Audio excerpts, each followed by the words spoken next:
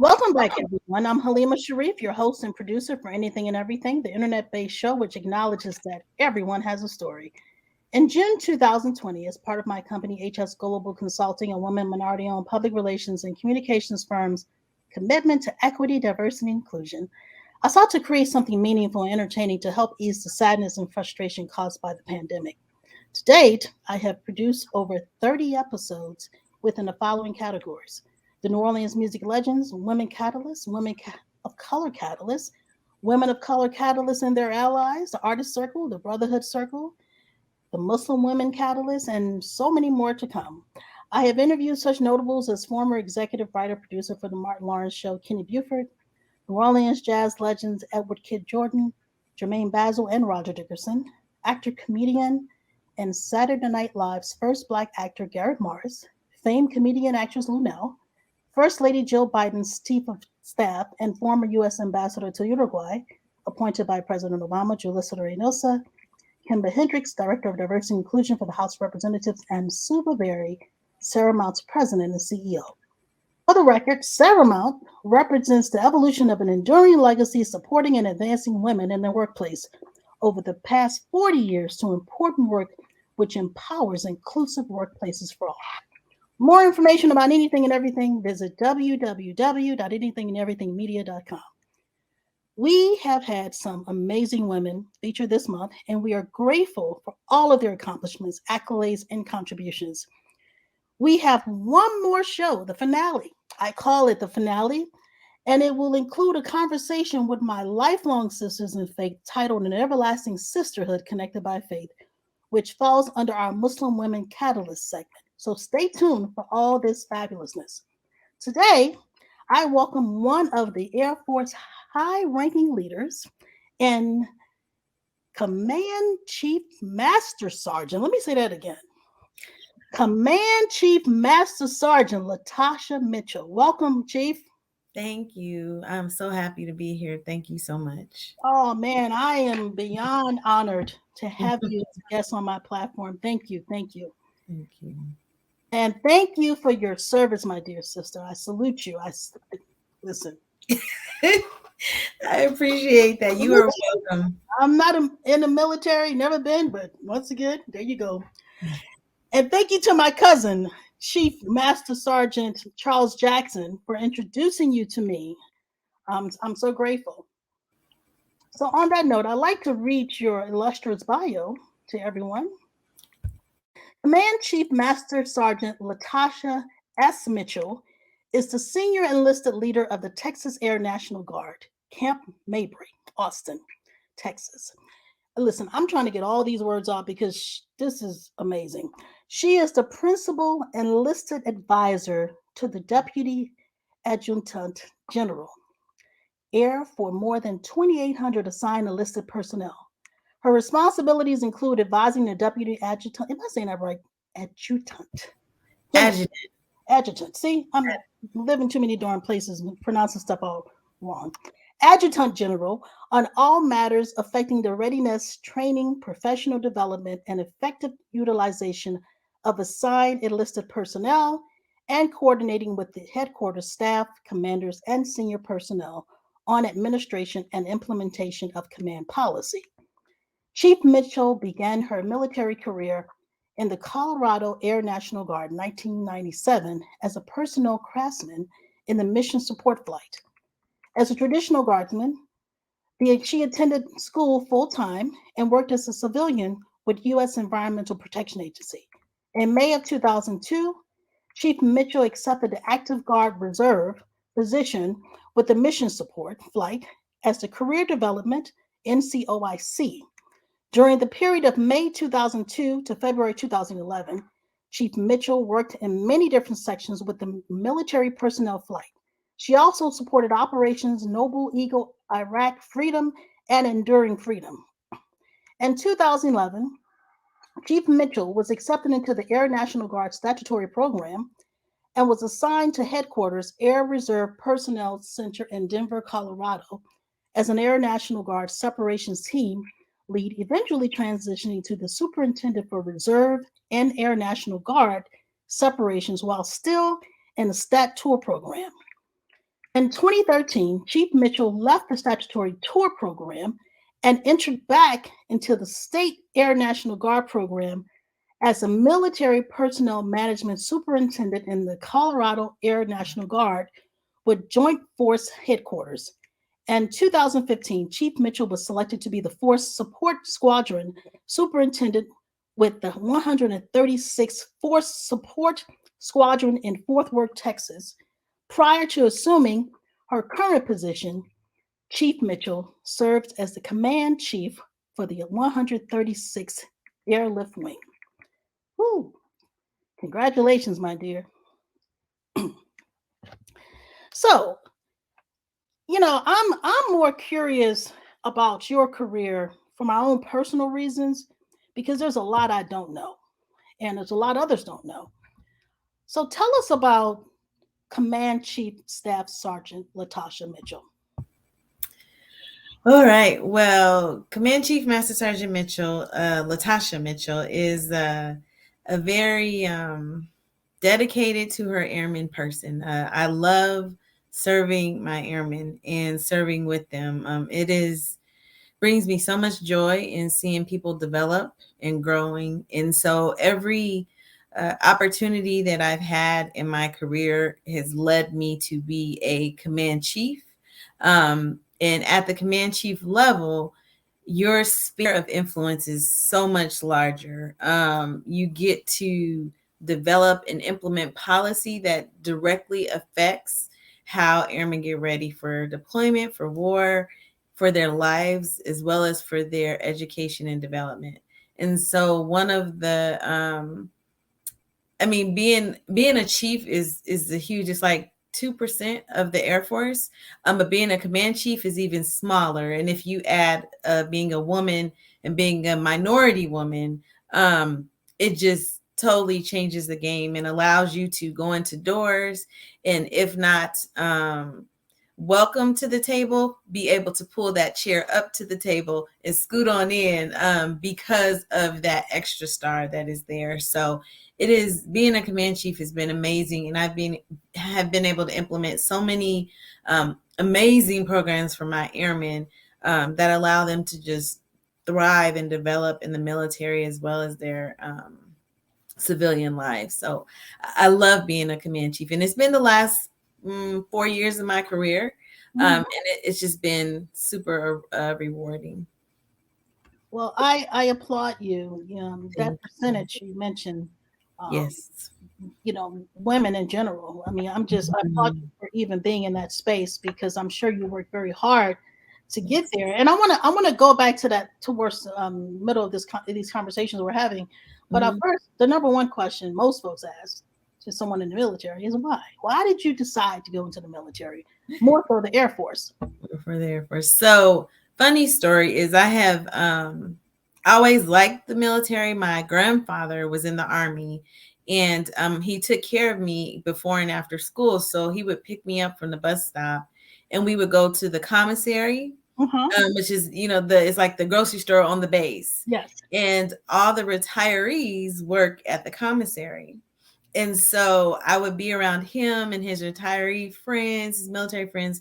And it was, the stories and the love and the camaraderie that they had always kind of attracted me to the military because of that. And so when I was in high school, the Army is very huge on recruiting because they're big on numbers. And so Army National Guard recruiter said, hey, you need to take your ASVAB. And I was like, what is that for the military? And I'm like, oh, great. So ended up going to MEPS, which is the Military Entrance Processing Station, where they do all this a huge medical makeup on you, so you can join the military to make sure that you're healthy and fit to join the military. And so the Army recruiter, after I finished with this session, he ghosted me. And so I was like, well, I did good. So I ended up looking in the phone book and finding an Air Force recruiter. And calling the Air Force recruiter, and the Air Force recruiter was like, come on in. And so it was, I was not supposed to join the Army. Nothing against the Army, but I was not supposed to join the Army. That was not my path.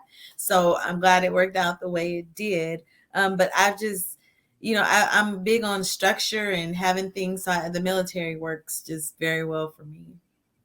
I'm sure. And like you said, it was meant for you to be in the Air Force. And then at the same time, you were determined. You didn't stop right there. You were like, you know what? The guy goes to me, let me see what the Air Force got to offer. Mm-hmm. Well, Yes, surprised you go ma'am. to the Marine Corps. Oh no, I'm not there yet. Not that tough. I mean, I love Marines, but Oh I'm goodness. not built for that. I Oh am not. listen. I'm The not built. Marine Corps, to my understanding, is tough.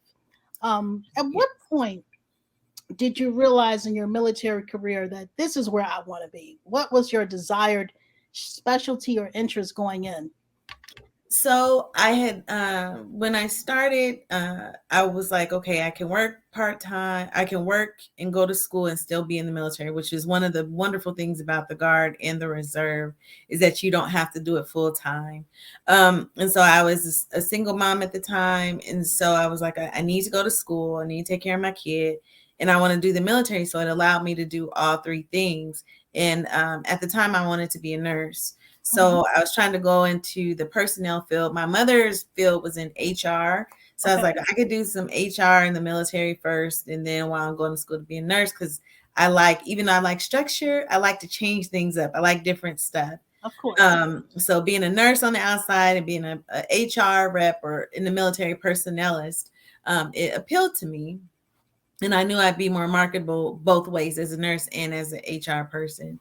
So I went in as kind of an admin personnel person. So I was the one who did ID cards for the military members and in process them, all their in processing paperwork and then promotions. That was my job.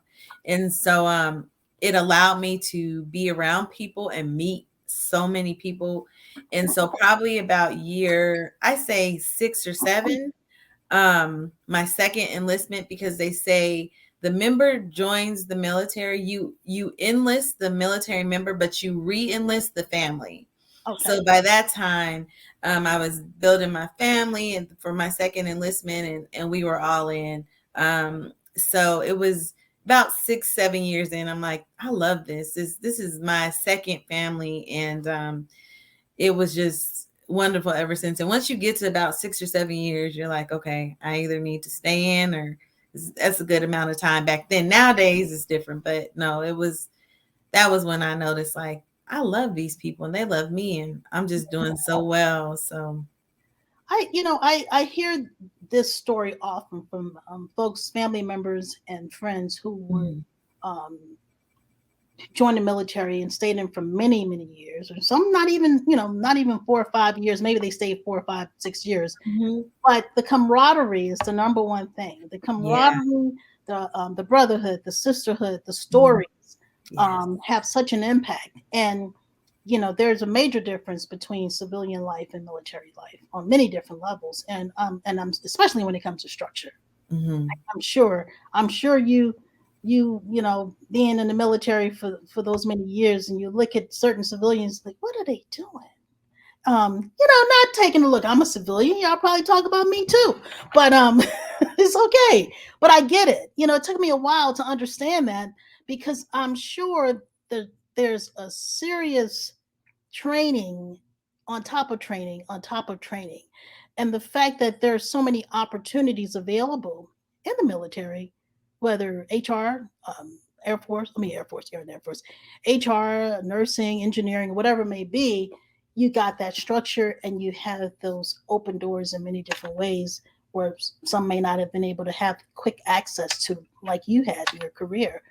So I'm sure you had that going on. Did that you? is correct. Yeah. How did you imagine military life before you joined? I imagined it being like marching everywhere and people always just barking at you, telling you what to do. And that was honestly such a small part of my career. It Uh-huh. was, the first 8 to, let's see, probably the first 3 months of my career. Mhm. After that, they kind of boot you out and they're like, okay, go be great in the Air Force, make us proud. Mhm. And so that's what I thought it would be, but it ended up being so much more. And um, like you were saying, the camaraderie comes from you spend so much time with people and you do things that not saying, not taking away from the civilian side, because I mean, there's small amount. It's like three of my family are military members, but Mhm. the missions that you do with your brothers and sisters in arms is so different than anything you do outside of it. So when you have someone who you're, what they say is in the ditch with, right? Yes. Or someone who has your six or your wingman, um, that bond is strong because you trust them with your life. Yes. And so it is something. It I'm is, sure. yes, yeah. Your family, your husband, and your children, are any Hmm. of them in the military or interested in being in the military? Not at all. Not at all. Mom and Not at dad. all. So let the wife and the mom take care of that. Yes, I met my husband in high school, Okay. and so, he's kinda seen me grow into the military right when Oh, I was a baby, and, because I joined when I was 17. mm, So I was right out of high school, went right in. I graduated in May of '97 and joined in September. So I was a baby going into it, and so mhm, my it's I don't know if they just never seen interest in it. My oldest son has sickle cell, so he can't join. right. But I have a 15 and a 14-year-old, and they're like, we're good. So it's fine with me. I'm okay with it. Even if they don't, I've served enough and been blessed to have many benefits from the military. Of So course. I'm okay Okay. if they don't. Listen, you're blessed. It's a blessing. How Mhm, has your family? I mean, the beautiful part. You've known your husband since you were in high school. So mhm, how has that been for your husband and then your children? The mhm. military life. So my oldest, my 25-year-old, so he's been, I mean, I joined when he was 1.5. So Okay. he's been through it the most with me. And my husband has been amazing. It's hard. I think the travel is Yeah. a lot, right? It was a lot. In this last couple of years as a wing command chief, is every month, right? A couple of weeks a month. Um, and then when mommy is home, I'm on the phone, I'm on my laptop, I'm not necessarily as present as I need to be. So my husband's had to take on so much Yeah. of being, everything. And because he was so awesome and able to do that, I was able to just, I think, be a great servant in the military. Yes. Because I didn't have to worry about, if my kids were missing stuff, or if, he was just like, I got you, you're fine. Mm. Um, just go be great, and then you don't have to worry about it. And honestly, that was the best thing he could ever done for me, because that's how I was able to pour into them, because he poured into me and my family and put me at ease, and I was able to just thrive in my military career. So because of that. And the kids they're awesome. They get it. And so with the retirement and stuff, they're like, finally. She's Yeah, and we're going to talk about that retirement. Oh, okay. No, no, no. I'm glad you Oh, mentioned it. We're going to talk about that retirement, and yeah. I salute your husband and your children. Yes, they're For amazing. sticking it out. I mean, I think it's beautiful. I mean, I really do think it's absolutely amazing and a Yeah. beautiful thing to be able to support your wife and your spouse in her endeavors to Mm, continue to push forward. There's nothing like having a supportive spouse, someone supportive in yes. your life. Nothing like What are some of the things you remember about adapting to military life? Was some of it a struggle, and if so, why? it. So the worst thing to me, just to be honest with you, was waking up early. Yeah, I never understood why we had to wake up so early to do stuff.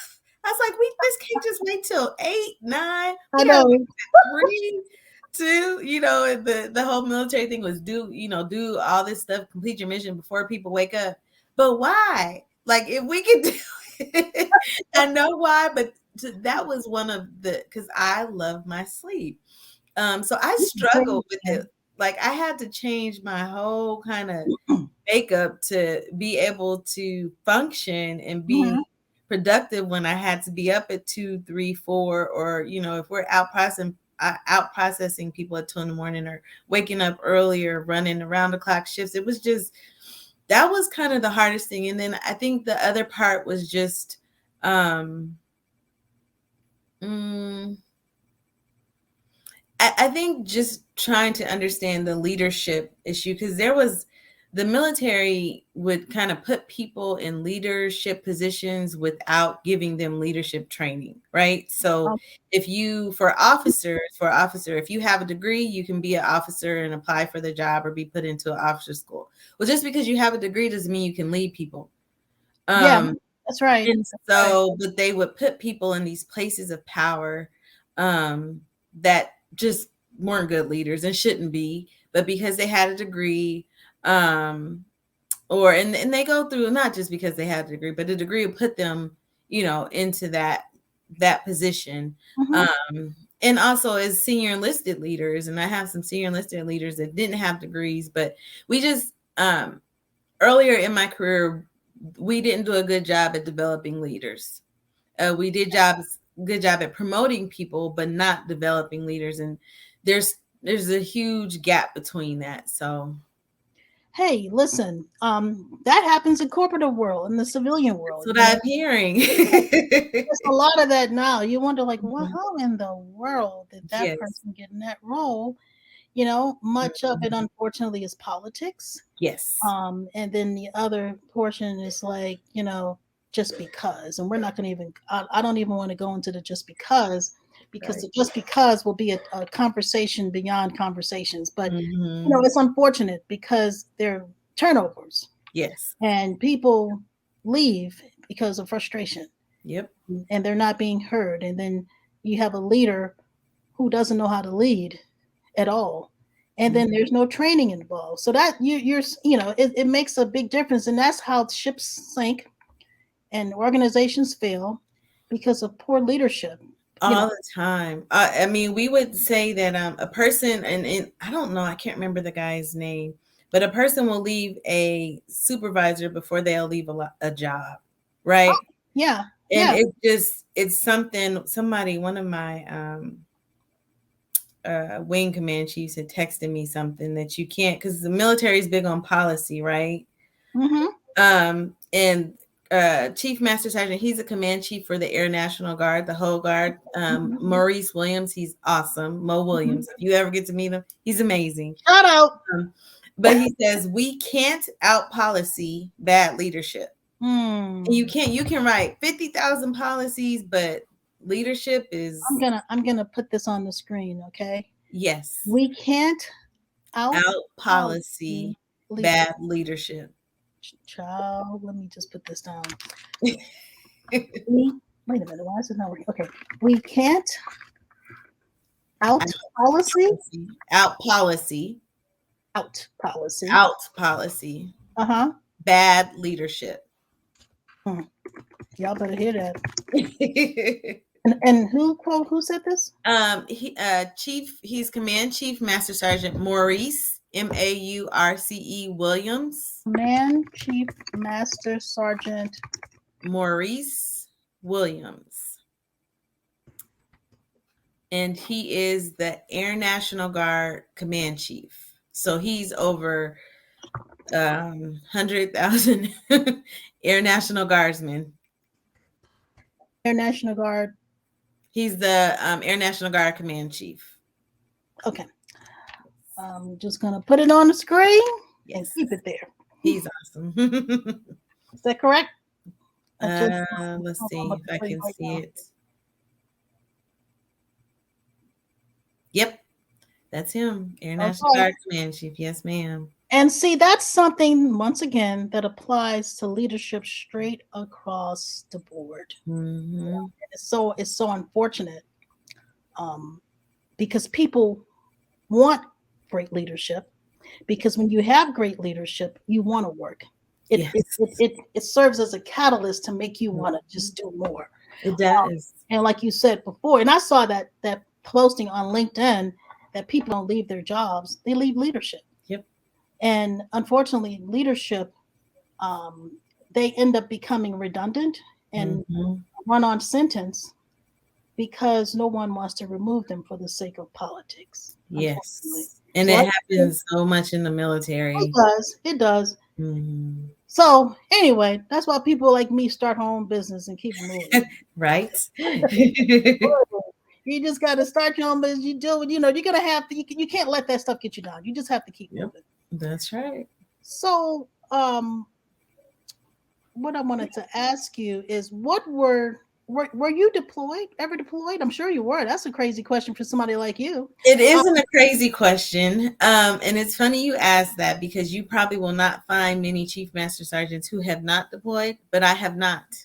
And so I'll well, tell you why. okay. Well, excuse So the me. I first didn't mean to call you girl, but you are a girl. no, But you know. no, yes, ma'am. Yes, ma'am, I am. Yes, I am. So the first time I was set to deploy, I was ready. I was about a month out, and they changed the mission and got rid of my deployment line. And so I didn't get to go. And so it was a bummer. And I was like, darn it, because there's a personnel and the HR, it's just most missions, they want somebody who's gonna fix planes, fix Mhm. buildings, you know, not the personnel person, because I could do that from a distance in some cases. And so the next time I was set to deploy, I got pregnant. So Oh I didn't goodness. get to go. And so it just, I had two opportunities, and one was a mission issue and the other one was a personal issue because I got pregnant. So I didn't get to serve. And so honestly, that was one of the things that kind of Interesting. um, it felt like I almost gave me this sense of I didn't deserve to be a chief because of it. But I realized that that just wasn't my path. My path was to get my airmen ready for deployment, to support Okay. them as they deployed, and to welcome them and make sure they were good when they came back. And so, because I didn't get to deploy, that's what I started focusing on, making sure they were ready, making Mm-hmm. sure their families are ready. And while they were there, any type of support. I mean, I Skype my airmen, FaceTime, Oh wow. set up stuff for their families, whatever I could do, send them care boxes, talk to their supervision while they were there. And then when they came back, hey, you good? Let's transition you back. Make sure your Mm-hmm. medical's good. Make sure your family's adjusted. So I just was like, you know what, Tasha, that's not your path, and that's okay. Yes. It wasn't in your. He knew where I was supposed to be, and it was to be that three part to make sure that they were ready to go. So You learn something new every day. See, yes, I never knew that. You know, I mean, you yeah. would think with certain titles and certain rankings, Mhm. especially in your role, Oh that yeah. you would have been deployed. Now, Mhm. but had you, of course, you've been stationed different places, I'm sure. Yes, Okay, yeah. so you want And not to being in the Air National Guard, you get a lot of choices. So okay, that is one of the beauties of being an Air National Guardsman, is that you get to where you enlist is where your station is. So I enlisted with the Colorado Guard, and that's where I was born and raised. I'm from Colorado, and mm-hmm, so I was there. Um, and then from my stat tour, I got stationed to the Air Reserve Personnel Center, which was literally like 10 miles from my base in Colorado. So it oh my goodness. stayed in Colorado. It was a blessing. Now I've been TDY, like extended TDYs to DC, um, Mm-hmm. Wyoming, Utah, all over the place. 3 6 months, just all over the place. Um, and then in 2015, when I moved to Texas, that was my second assignment. So I've really been like in place, two places, Colorado and Texas. So any out the country at all? Not with the military. Okay, just wondering. No, no. It has Wow. been. I was supposed to go to Chile, and then COVID canceled it. So a lot of that last year, last 2 years, all the extra out of country stuff we are doing, Mm-hmm. it got canceled. So I You was like, know, well, guess it wasn't meant for me to travel with the military out of the country, but right. I have done enough traveling in country to feels like You know what? Listen, there's a reason for that. I'm sure yes. there's a Hmm. probably a deeper reason for that, and Yeah, you're grateful either way. You I know, am. God Mhm. bless everyone. You know, who were deployed, who been deployed, Yeah. and so forth and so on. Hmm. It's a lot. Yes, it is a lot. What has life been like for you in your role? You touched on this some of this earlier. You know, your entire family. You just touched on it also, the places you've lived. But has the journey been rewarding? I'm sure. Mm. And how Oh, has it been rewarding? so The journey has been exceptional. So, like I had said earlier, I was a single mother. So I had my son at 16. Knew I needed to do something to pay for my school. So to be able to go to school, get an education, support my son, and then as I progressed in the ranks, started, understanding that my role was much bigger, was to bring airmen with me and to develop and to pour into them. So just seeing the change in airmen over the years, seeing some things that I could say I did that. Yeah. It's just it's amazing. It is something that I can tell my kids, you sacrificed, but look at what mommy did. Look at, it wasn't for nothing. It was for, me and one of my other chiefs would say, we're just here to try to change the world a little bit. Or I would say, what I tell my job, I just want to move the needle just slightly. And that's what Mhm. I was able to accomplish. So it has been um, extremely, extremely rewarding. And I would do it over again if I could. I think about the time and I'm like, I remember thinking, oh my gosh, can't believe I got 10 more years. And then it was like, whoop, here you go. You're here, Tasha. You done. You ready. That's So interesting. What was real enlisting like for you? Did you ever in the beginning say, "Okay, I'm just gonna do 4 more years"? mhm. Okay, So what was going through your mind You at those know, times? I think re-enlisting was more the probably my first two enlistments. So that would have Mhm. been at year 4, and then after year 4 I did 6. So those first two enlistments, I'm like, no, I need a little bit more money. I need to go to school. Mhm. I just had another baby, so I got to take care of that. And then the last couple enlistments were like, nope, I got this and this and this to do. Um, and nope, this person's coming up behind me. I need 6 more months with them. I'm going to stay longer. And it's funny because I'll tell people, like, I didn't think I'd ever be a chief. And so, but this weekend I seen somebody and she said, I remember when you were a senior airman, which is like I had 3 stripes at the Okay. time. Okay. And she said, and you told me that you were going to be a chief one day. And I said, I did. And she said, yes. She said Wow. that I was upset because my supervisor was being a twerk.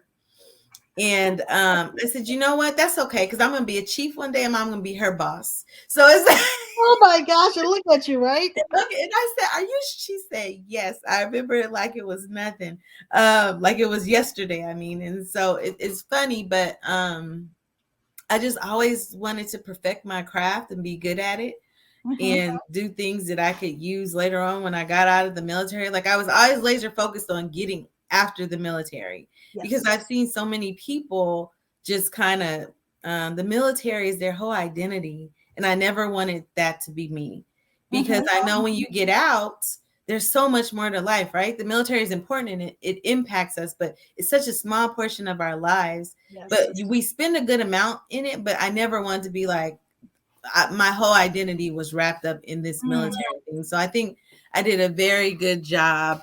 Um, Sorry about that. I have a very good job. I did a good job of separating Okay. things. And my husband said I always had the next rank hanging on my wall in my office. So I was a senior airman, I would have a staff sergeant stripe in front of me. When I Yes. made Right. staff, I had a tech sergeant stripe in front of me. That's And it's right. just, I always keep my eye on the prize. And every time one of my airmen would get promoted, I wouldn't give them their current stripe. I'd give them their next stripe I because love. that's where your eye should be. I love that. I love that. Yes. You made a good point. Some people wear their military 24/7, and I understand. I mean, Mm-hmm. I can only imagine that. What that's Right. like. But the challenge for many, I'm sure, is when they leave, Yes. or maybe they didn't have an opportunity to continue for whatever Mm-hmm. reason. Um, and so many folks, you say, okay, I'm in the civilian world. How do I manage? How do I balance? You know, Right. and Mm, so I can only imagine what that's like. I mean, the military, look, I see the joy in your face. I see yes. the glow. I see the glow of what Mhm. that camaraderie meant to you. Yeah. And so I think it's a blessing. I Mhm. It's a blessing on so many different levels. What are some of the barriers women in the military face, and how do you deal with and combat those barriers? Ooh, what a word to use, combat, girl. Combat, right? It's funny you say that. When I would go into meetings, I'd be like, "Ooh, I got to put on my armor because we about to go in." I think some of the barriers are there's just not enough women in leadership positions. I don't know if that was childbirth sometimes, because I know sometimes we would I would lose some really good airmen to pregnancy, and they just felt like the military was not accepting of them being mothers, and it was unfortunate. Um, and so I really, as a supervisor and as a chief, tried to work on that. And the Air Force has changed a ton of their policies about that. Mm-hmm. There used to be, once you got pregnant, you couldn't go to a tech school for like a year, which would put your promotion a year. It would delay your promotion. So a female airman would be like, "Well, I'm just going to get out. If I have to wait, for something, I can."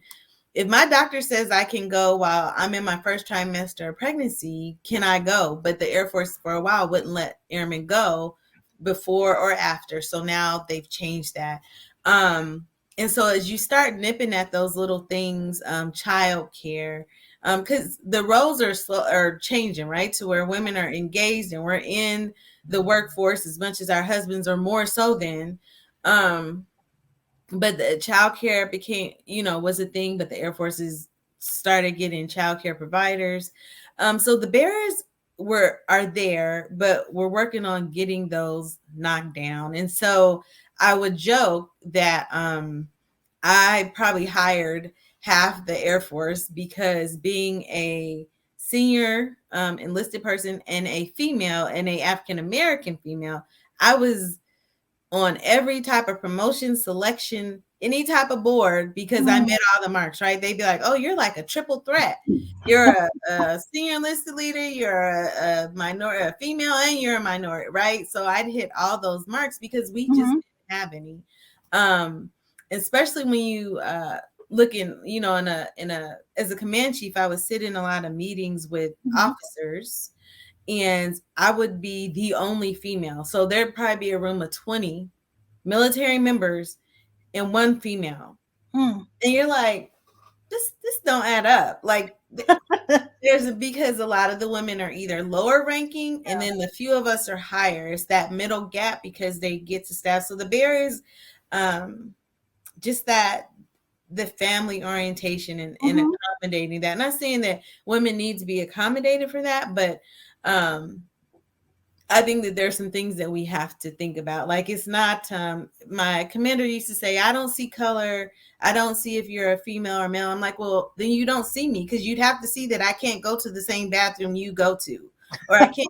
It Yeah, doesn't work that way. So if you don't acknowledge it, true. then we're always going to have these issues. And so I think for a while, the goal was just, let's just act like every airman's the same.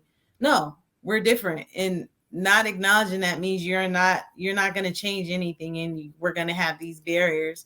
I think one of the things I got, people would think that men would say, like, "Oh, hey, don't take it personal." Before, well, why would you didn't just tell that guy not to take it personal? Why are you telling me I could Yeah. take it?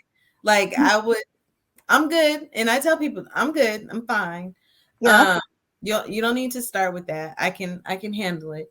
And so I think it's just us trying to temper. Okay, um, even if it may feel like we're not supposed to be here, just show up, just be there. That's right. Um, and if somebody says something that don't work, and I'm gonna say it.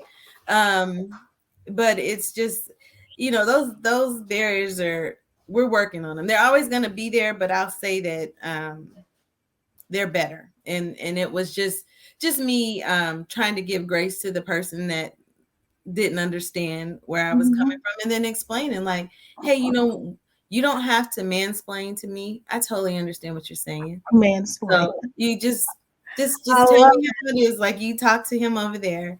Yeah. Um, and just being very vocal, because they'd always say, "Oh, Chief Mitchell will tell you if she's no." So let me tell you why you can't say it like this, or why I feel like you kind of went the wrong way.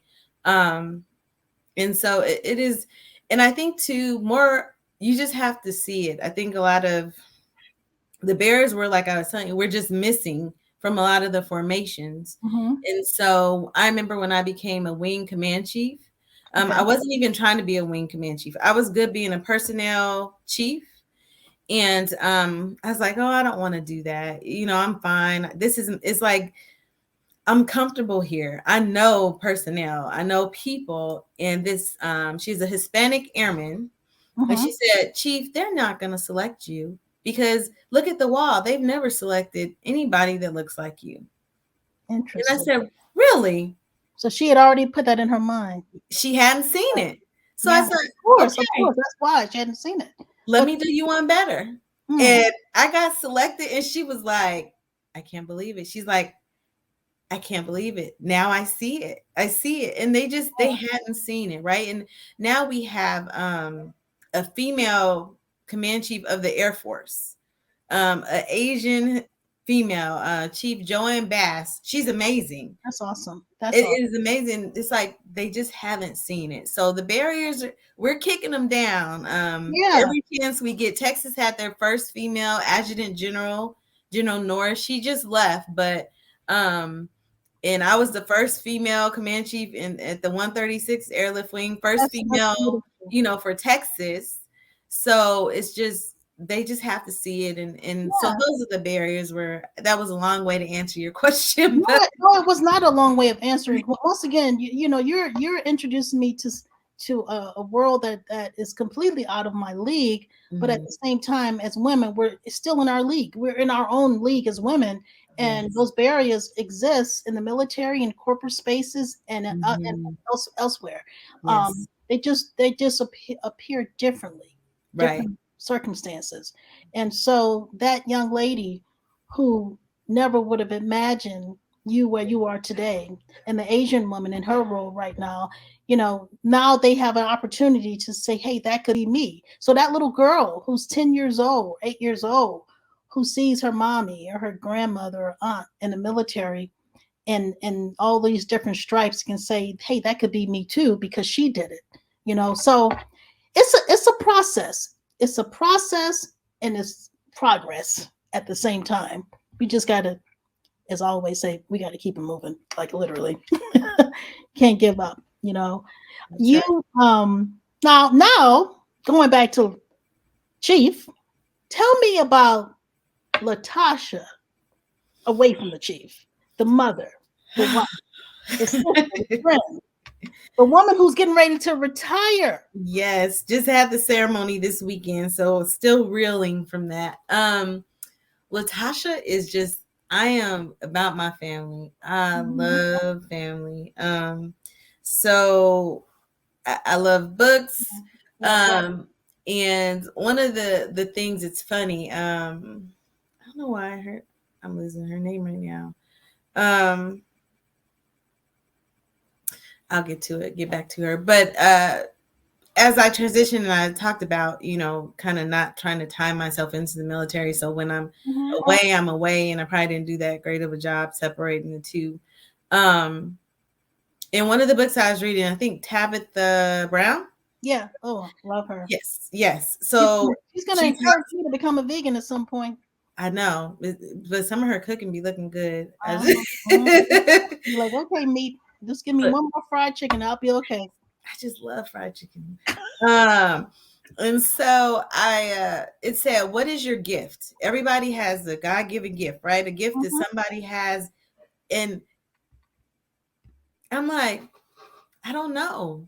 So I think that just comes from me being in a space where I think maybe you have to put yourself down a little bit, and Mhm. that's to fit into the right spaces. So if they say something out of line, or they do something like Shanae doesn't come out, because that's my middle name, Shanae. Mhm. You gotta let Shanae just back her down, you know. And so over time, adjusting to that, and navigating through these different spaces, you kind of push yourself down more and more. Yeah. And so, you have your weekends and a week off here and there, but you never really can be just be. Yeah. And so Latasha loves music. And Hmm. I have always loved music, but I have been digging, like, I love music. And someone gave me this gift, and it's a picture of a sound wave of Common song. Hmm. I think it's called Common Ground. Um, and I was like, oh my, I love this. And so Latasha really loves music and just anything that involves me being with my family, my kids, my husband. Nothing really specific because we're into sports and things like that. But I thought that it was interesting, like when someone says, like, what is your gift, or what do you, I haven't identified that yet, because I'm still trying to get the rest of me back Hmm. out. What I don't know what 16-year-old Latasha was before she joined the military to 41-year-old Latasha is. There's a lot in between there that probably just needs to bubble up and be okay to be free. Like, I still have my nails basic. I want some crazy nails, but this hair color, I'm like, this is a big deal for me. Changing my hair, and I keep looking like, it's not black. Is it standard? And this nail color, and my daughter's like, get pink. And I'm like, I'm Well, trying. look, I got some pink on me. Love it. Yeah. And, even down to just getting a different color purse. Hmm. My husband's like, you're wearing your blue purse. I'm like, I know, I'm killing it with my blue purse. Because Oh, I've that's so always funny. wore, a black purse. Oh my And, goodness, that's so funny. it's my uniform, pajamas, and yoga pants. That was my, my repertoire. So now I got to get some clothes. But it's just, Latasha is just like ready to come out and do anything that she can do, um, to find her Yeah. true self, right? And be free and not have to worry about too much navigating of things Hmm. anymore. Just let her out bit by bit. Well, listen, you owe it to yourself to do so much more. Whatever you want. What are you what are you planning on doing? So, After retire. we talked about partnership and having a great, my husband's amazing. Hmm. Um, and so when we got married, he joined Primerica. And Okay. so he has done so well in the business. He's his own broker. And so, but I haven't been able to be that supportive spouse that I needed to be. And so now, I'm going to do a little part-time work, but my main goal is just focusing on him and getting our Primerica business where it should be. And so being able to flip flop and take care of the house, the kids, and do whatever he needs to do so he can have his chance to do Yes, all the wonderful things that he is going to do, because he's going to kill it and we're going to be I'm great. sure he is. I'm sure he's And got. so, everything's better together, right? And so That's just right. trying to find that balance, because in the military with the business and stuff, and I'm like, this your thing, you do that. I'm not gonna help that much, I got this to do. But realizing, as I've been off for about a couple of months, just that things are better together. And They, so I I agree. love the, feel a need, see a need, feel a need. And so that's what I'm going to, work on being just a better partner. Amen to that. Amen to Mhm. that. So how do you? A couple of more questions. How do you think your time in the military affected you, or what are some habits you developed that you like, and what are some that you dislike? Mm, habits I have developed that I like. Let's see. I'm a great people person. So I can fit in so many different spaces. And that's because of the military, right? Because they just throw people from 50 different paths, Yes. um, and say, figure it out, go to do whatever. And so I am a master of seeing a room and figuring out where I can go, and building those relationships with people. And people are like, they tell my husband, like, they met me once, like, we love your wife. And I was like, because I dig people, like, people are my jam. So I'm going to connect with you. And that is one of the things that the military helped me be. Like, I've always been a people person because my mom is, so I've watched her. And I used to say, I'm an introvert. I don't, but the military has just given me so many opportunities to be in these wonderful spaces, that I've been able to adapt and adjust to that and not just do Mhm. it really easily. One of the things I think is a little bit of my rigidness, Mhm. because I can be a little rigid. That's okay. It keeps everybody in line. It keeps everybody in line, right? Yeah. And so, and that control thing, right, is just Mhm. trying to just let go. It's okay to let go and let things kind of go the way. Nobody's gonna die, Tasha. Yes. And so that is kind of the thing, that just releasing some of that anxiety about that. And just, I think also some what is I think the military, especially being a female and a chief, you would Mhm. hear, "Oh, you're doing a good job for a woman," or "You have a degree, really?" Or "You articulate so well," like things that we've heard already, and it's I like, tell you, they crack me up with that word articulate. I, like, what? I can speak Yeah. just very well. Thank you. So just being able to be authentic and say, yes, I can. Um, Mhm. it's That's it's right. not. It has nothing to do with anything else. But I'm a human, just like you. So those are the things I think, just coming out of that and being okay to, because you can't, there's still that authority level and that level of, I can't, go off on my commander. I can't do these things. And not saying I'm going to come and go off on people, but when you're out of the military, you can address them a little different, right? Yeah, you can. That's true. And so just, being able to say, you know what, Tasha, you could tell him, no, I'm not doing that. Yeah, or her, I'm not doing I that. understand. I Yes. appreciate it. I appreciate it. I have family members and loved ones who were in the military, and being blunt is like, it's like second nature to y'all. Okay, Yes. and it's just like, you're gonna say it, and you Mhm. just gotta just have your armor on and just be able to just take it. Yes. But I get it. I get it. Yeah. I wanna show some pictures that you shared with me, and I want you Okay. to tell us about these photos. Okay. So this one. So we were at a senior enlisted leaders summit. Kaleth Wright. He was the command chief for the chief master sergeant of the Air Force. Is what the title is. Kaleth Wright, wonderful black man. Chief Master Sergeant of the Air Force before Chief Bass. And so this is a conference. So the lady in the gray dreads, she is the state command chief for Georgia. She is dope. You hear, she's Wow, dope. I Her name love is Linda Washington, and she is the state command chief for the state of Georgia right now. She actually came into Texas for my retirement ceremony. And then that gentleman over there, he was the Memphis command chief. And so we were at a conference. I don't know why I can't remember his name, but he's awesome. He's retired now as well. awesome. And what about this one? That is my son, Demont. Hey, son. Yes, he was, gosh, he must have been about, that had to be in 15. Oh my. So that's my son, Demont. I was at one of his events Hmm. for lunch. Cool. And let's see what else we have here. That one.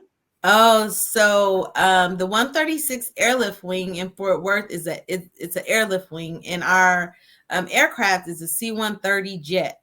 C stands for cargo, so it's a cargo jet. So they were loading the aircraft, and so I was out on the ramp watching them load, getting ready to go ride with them before they did a drop. And so I took a picture of them loading, and this guy in the suit, he's the load master, and then the guys in the back are the people who actually, they call them aerial porters. They load all the stuff. Love it. Love it. Yes. And this one. So that is when I became a wing command chief. So there's chief master sergeant, and that is basically my rank, my stripes on the side without the star in the middle. When I got promoted or selected for the wing command chief, this is my ceremony. So there's me, the middle is my wing commander at the time, and the gentleman with the other chief master sergeant stripes are the guy that I replaced, Ed Walden. Mm-hmm. Yep. So that was during that ceremony. Lovely. And I know who the person to the left is. Oh, yes. So these are, so when I came to Fort Worth as the force support superintendent, Mm-hmm. in Texas, we have 3 wings. So basically, wings are where we do different missions. So for my ceremony, my command chief ceremony, all the FSS chiefs from each wing, the one in San Antonio, the one um, in Houston, and then the one at headquarters came up to see me. So, Chief Jackson, of course, Yes. your cousin. Then that's me. The one with the other stripes on, that's Chief Michelle Echevarria. She is the FSS chief in San Antonio. And then Keith Thomas, she replaced him. He was the FSS chief in San Antonio before me. So I love them. They were my tribe, and as you can imagine, Force Support Squadron is super My goodness. stressful because we deal with all personnel and services. So services is food, mortuary, lodging, and Oh then my all God. personnel is human resources. Yes. So it is something to be a That's a FSS lot. chief. Yes, and That's a you, lot. woo, man, you take some hits. Um, And so what we were about very close. Oh, that's my Nia, my daughter. oh, She's my youngest. So that was a oh, holiday. And you see, I'm in my uniform because I be working and then I run to their school just listen, trying to be present. you're cheap and you're still a mommy. And I'm still a mommy. I will Yeah. I will be a mommy first. So at her holiday party. And this one? That was so as airmen develop, we go through different courses. So one of my airmen, the one that's standing closest to me, Okay. she graduated from Airman Leadership School. And she honestly was like the top graduate. She is amazing. So I was there for her graduation to celebrate her. Mm-hmm. The lady next to her was her supervisor, and this other one was her first sergeant or her shirt. So we are all there celebrating that, Airman. Beautiful. And I have one more after this one. So this one was our Outstanding Airman of the Year ceremony. So the two gentlemen there in the service dress, they were nominated for Outstanding Airman of the Year for the state of Texas. So we were there celebrating them, and the gentlemen on the outside were my wing commanders at the time. Awesome. And Mm. the last one. My mommy. Hey, mama. She is everything. My mother is my heir. I would I know not be she's the so woman proud of her baby. yes, she was. And I'm an only child too. Oh my goodness. So that was Saturday at my retirement ceremony. Oh my goodness. You know what? Listen, I'm a parent and none of my children are in the military, but I can only imagine how she feels that her baby is retiring. Yes. Oh my goodness, Lord. It was a great weekend. So besides retirement next month, right? I mean, is it Yes, it's official 1 April. official? Oh, goodness gracious. Yes. What's on the horizon?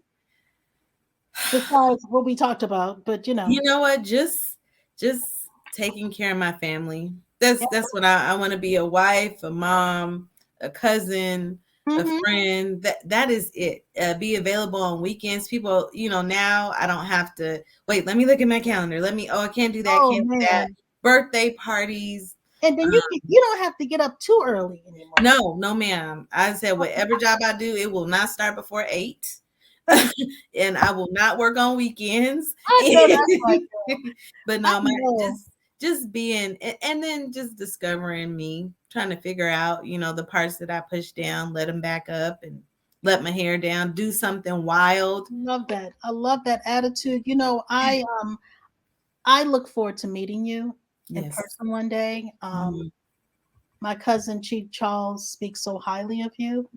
And I him. was like, man, I need to interview someone from the military, and I need to make sure, all the men and women in the military are dynamic, but I need somebody who's like, boom, and he's like, I got somebody for you. I'll say, hallelujah. I was so happy because so I'm grateful. I'm grateful Yes. for you and all the things that you have brought to the table to where you are now. What advice would you give to young women, young men who are interested in joining the military or just interested in finding out what they want to do in life? Mm. So I had wrote some stuff down. I was thinking about that. Okay.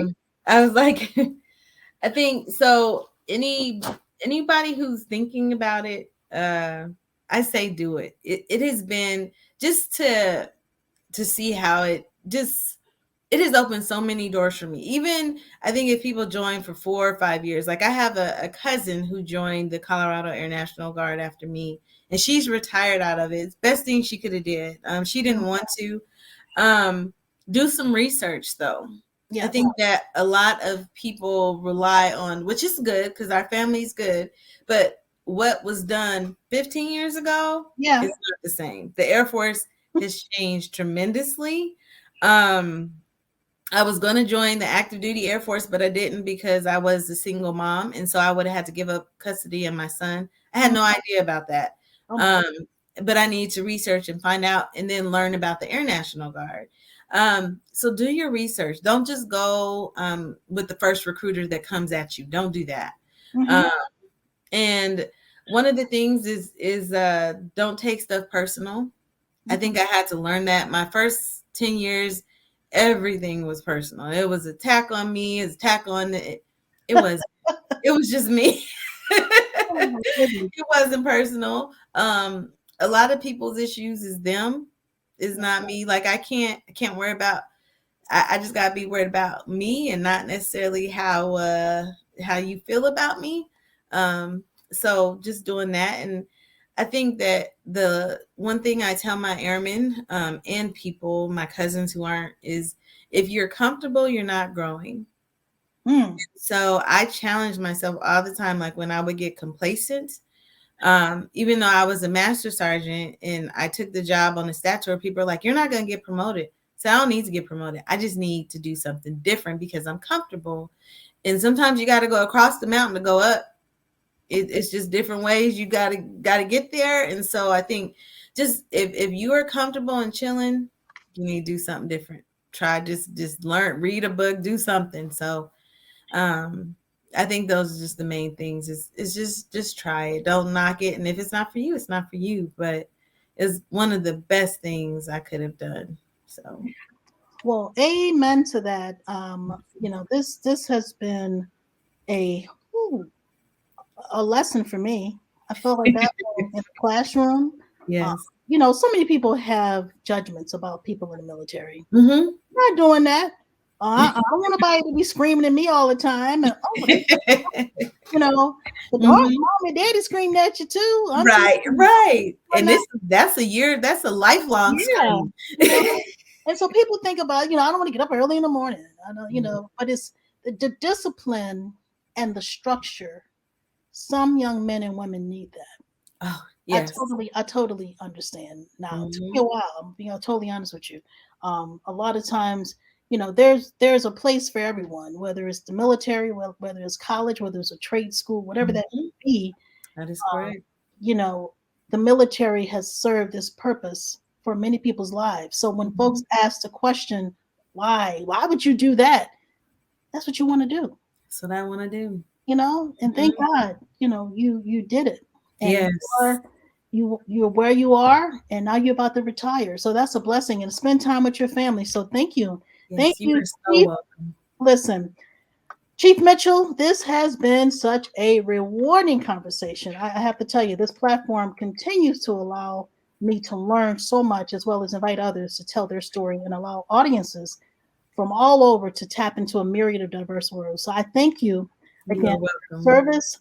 I thank you again for your and you enjoy your retirement. I know that you have done an amazing job on your tour. So thank you for being true to yourself, true to the military. Thank you for your everlasting contributions, my dear sister. You are truly appreciated. You are more than a trailblazer. You are a trendsetter. So go out there, as they said, and continue to be great.